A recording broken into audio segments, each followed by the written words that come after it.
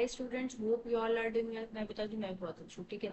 तो मैम आज अब क्यों आए बेटा? आज ना मेरे पास हर बच्चे को, ऑलमोस्ट एवरी पर्सन का यही डाउट है कि मैम ऑडिट कैसे पढ़नी है। मैम आपने कैसे पढ़ी थी? आपके कितने मार्क्स थे ऑडिट में?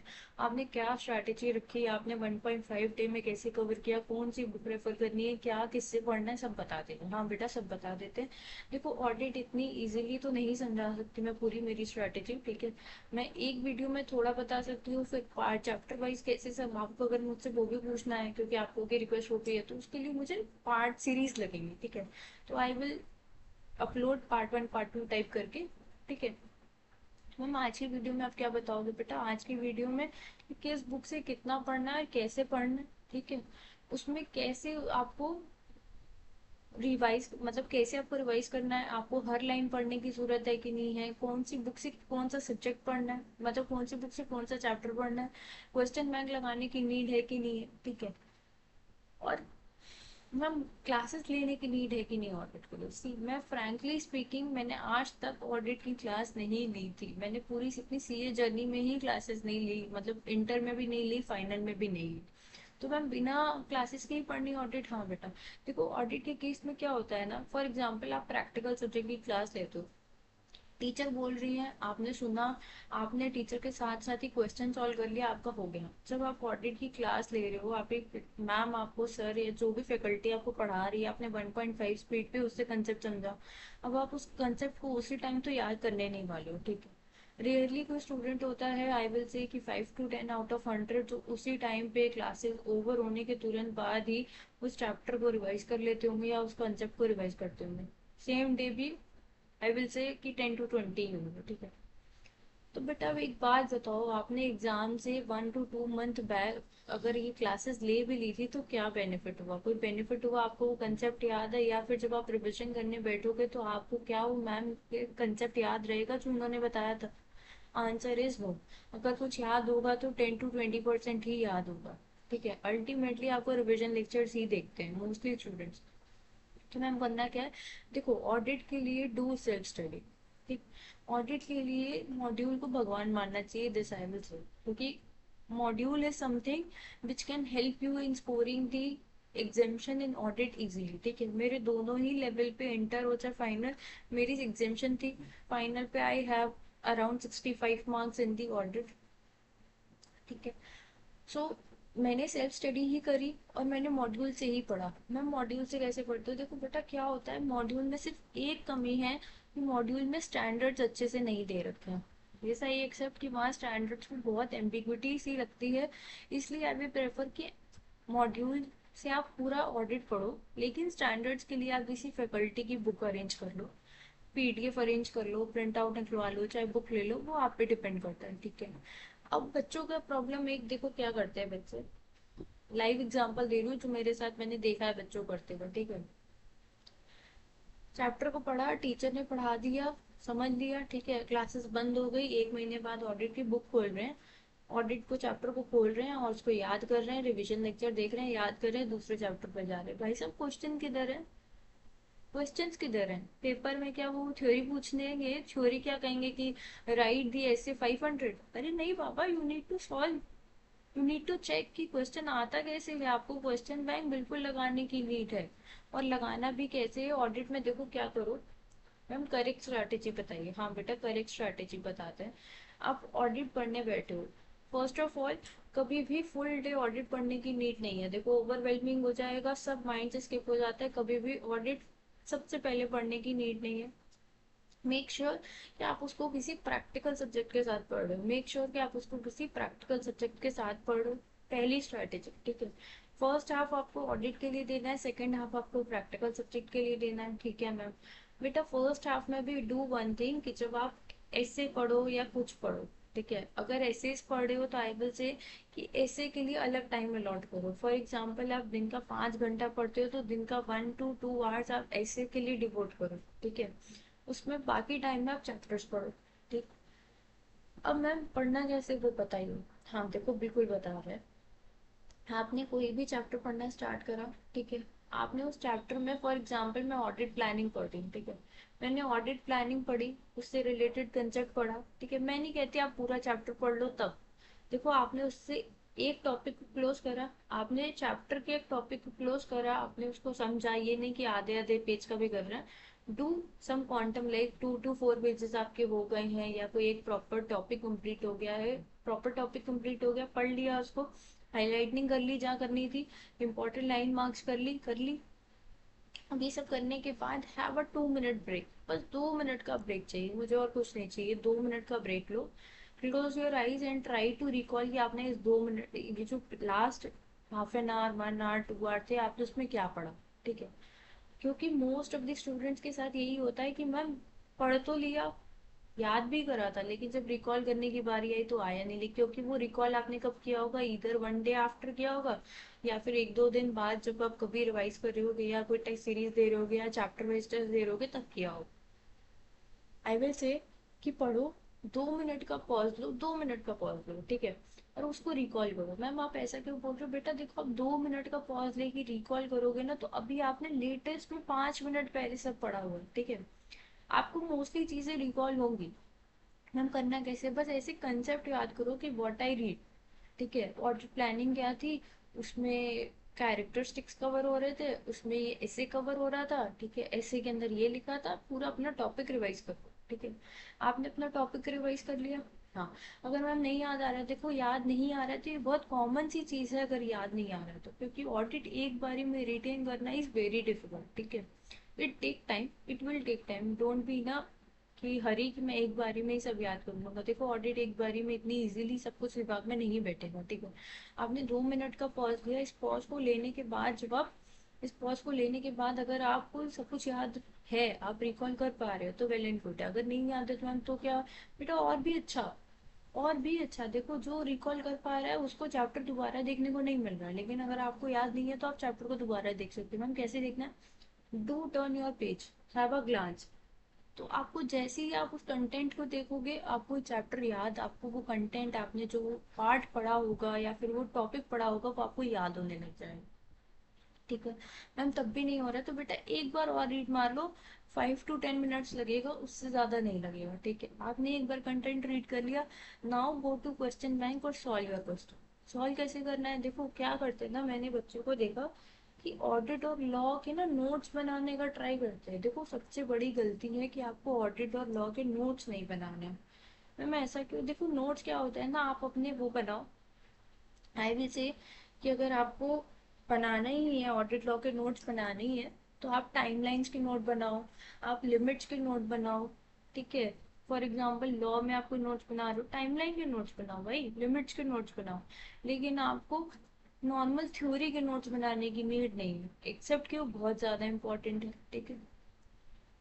तो पहला मेरा क्या हो गया कि जो मुझे फॉलो करना है, do with the practical subject. पूरे दिन थ्योरी लेके नहीं बैठनी है, ओवरवेलमिंग हो जाएगा, जितना पढ़ोगे सब स्किप हो जाएगा, ठीक है। रेफर दी मॉड्यूल।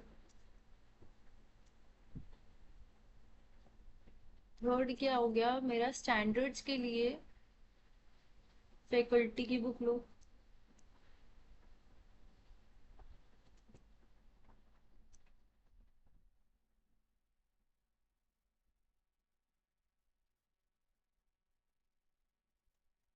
रीड करो, ठीक है। अब ये रिवाइज और रिकॉल वाली स्ट्रैटेजी से क्या होगा मैम, अगर ये नहीं करते, देखो बेटा होता क्या है ना, कि हमारा लर्निंग कर्व जो है ना वो धीरे धीरे गिर जाता है, ठीक है। स्पेशली थ्योरी सब्जेक्ट में मोस्ट ऑफ द बच्चे वीक होते हैं, उनको थ्योरी याद नहीं हो पाती है।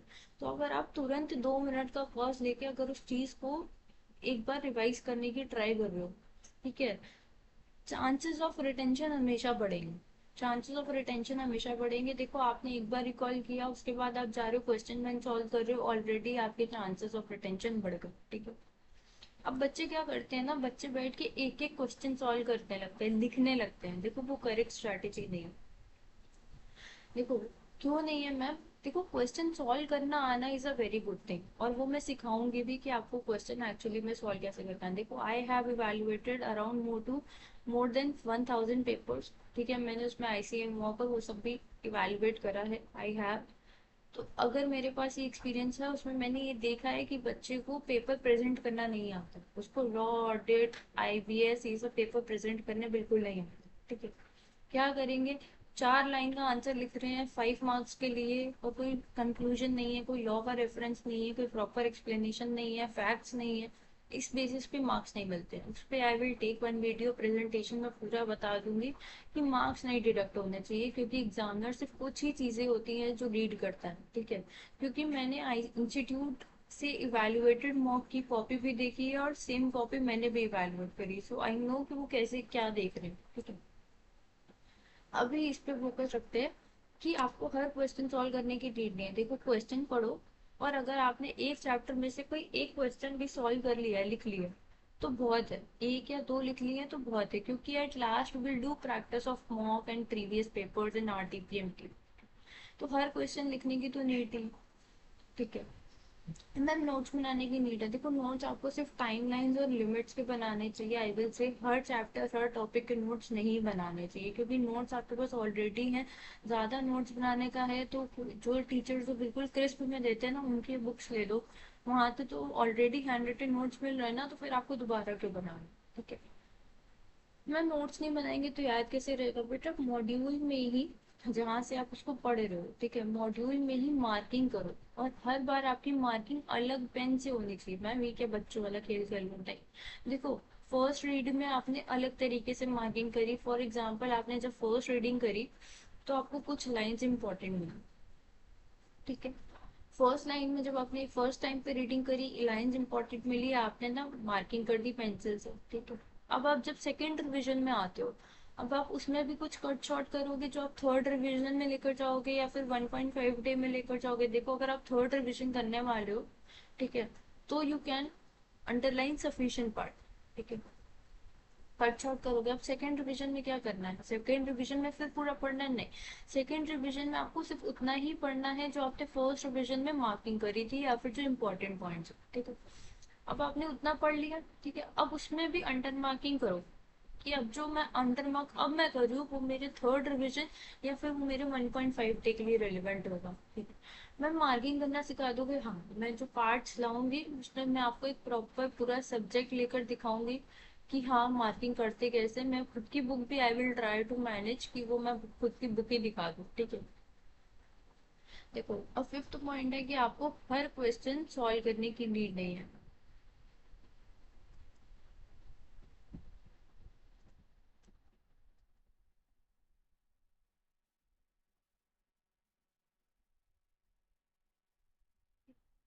सिक्स्थ एस्पेक्ट में आते हैं क्या, कि नोट्स भी नहीं बनाने हैं आपको। नोट्स आपको बनाने हैं सिर्फ और सिर्फ टाइमलाइंस के। और अगर आप लॉ के भी नोट्स बनाते हो तो सिर्फ फॉर्म्स टाइमलाइंस के ही बनाओ, ठीक है, और लिमिट्स के बनाओ। मैम, अब क्या करना है? मैम, एक चीज बता दीजिए कि ऑडिट आप मॉड्यूल से पढ़ने का क्यों कह रही हूँ, ठीक है। हाँ, तो चलो वो भी बता देते हैं, ठीक है।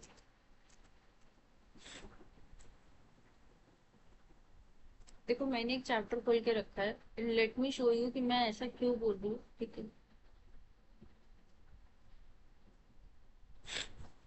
फॉर एग्जाम्पल, आपने पहले ऑडिट का मतलब समझा, ठीक है, आपने ये टॉपिक पढ़ा, ठीक। जब फर्स्ट रीडिंग आपने करी तो आपने सब पढ़ा होगा, ठीक है।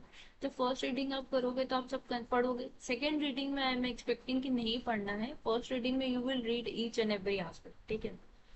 अब जब आपने सब पढ़ लिया, आपने मार्किंग भी कर ली, अब उस मार्किंग को करने के बाद, मार्किंग को करने के बाद नाउ यू विल सी कि इंस्टीट्यूट ने यहाँ पर ही ना एग्जाम्पल्स दिए होते हैं, ठीक है। ये जो लालजी भाई has purchase shares of a company listed on NSC, mostly books जो होती हैं यू विल सी वहाँ पे ये कवरेज नहीं मिलेगी, ठीक है। या फिर ये पॉइंट, ये क्वेश्चंस होते हैं, या फिर if you will see above, तो इंस्टीट्यूट यहाँ पर एग्जाम्पल भी देती है, ठीक है। और वो एग्जाम्पल ऐसे होंगे कि many times you will see कि उसको मैनिपुलेट करके, उसको चेंज करके थोड़ा इंस्टीट्यूट सेम क्वेश्चन पूछ लेती है एग्जाम में भी, ठीक। If you will not read module तो क्या ये आपके क्वेश्चंस कवर होंगे? क्या वो जो नीचे मैंने दिखाया लालजी वाला क्वेश्चन, क्या वो कवर होगा? क्या ये एग्जाम्पल कवर होगा? मैम, एग्जाम्पल रेलिवेंट होते बेटा, मैं आपको अपनी बुक दिखाऊंगी, मैंने एक एग्जाम्पल को भी स्टार मार्किंग दिया। मैम, एग्जाम्पल को भी स्टार मार्किंग, हाँ, क्योंकि मॉड्यूल में से कितने सारे एग्जाम्पल ऐसे हैं जो इंस्टीट्यूट जिसको फ्रेमिंग चेंज करके कुछ कंसेप्ट थोड़ा सा चेंज करके वो या तो आरटीपी में दे ले या एमटीपी में दे ले या फिर पेपर में सीधा दे देता है। मैनी टाइम्स इट हैपन, ठीक है। तो अगर मॉड्यूल में एक क्वेश्चन है then why you are skipping that question, वो कवरेज वहीं से रखो ना। अगर वो कवरेज आप वहीं से रख रहे हो then it will be a plus point for you, क्योंकि आपने वो ऑलरेडी पढ़ लिया है, ठीक है। जब आप वो ऑलरेडी पढ़ के जा रहे हो तो स्किपिंग का चांस ही नहीं आता। Now you can easily answer that question which is coming in the exam, ठीक है। तो now you are able to trust me कि मैम सेल्फ स्टडी और मॉड्यूल से पढ़ने की क्या नीड है, ठीक है।